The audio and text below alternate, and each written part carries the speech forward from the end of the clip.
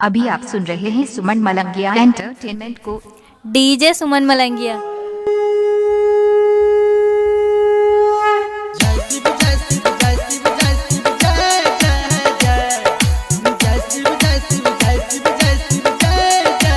अभी आप सुन रहे हैं सुमन मलंगिया एंटरटेनमेंट को। गुड्डू राज मधुबनी माँ गायत्री रिकॉर्डिंग स्टूडियो। सुना सुना बाबा हो सुनला सुना सुना बाबा हो सुनला कहै छ भगता बात के सुनला हो हे हो काबर उठा के देव घर एलिए गंगा जी में जल भरलिए भोला हो तोरा हाथ पर चढ़लिए तैयो न तोहर दर्शन पलिए। सुना सुना बाबा हो सुनला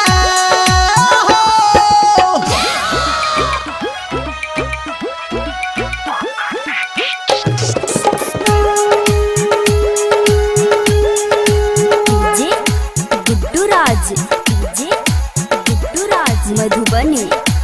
अभी आप सुन रहे हैं सावरिया म्यूजिक। क्या नाम है आपका?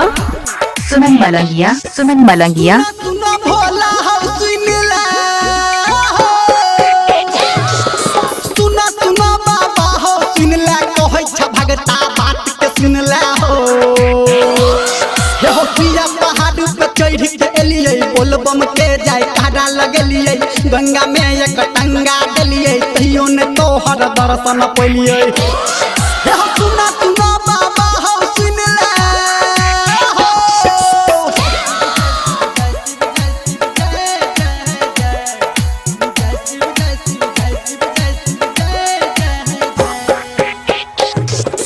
डीजे गुड्डू राज मधुबनी।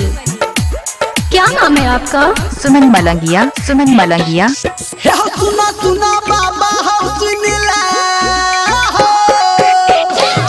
हे हो सुना सुना बाबा हो सुनला कहै छ भगता बात के सुनला हो हे हो पुलिस के लाठी ही पीठी पे खेलिए 2 किलो पर शादी चढ़लिए घूम घूम मंदिर देखलिए तैयो न तोहर दर्शन पलिए। हे हो सुना सुना भोला हो सुनला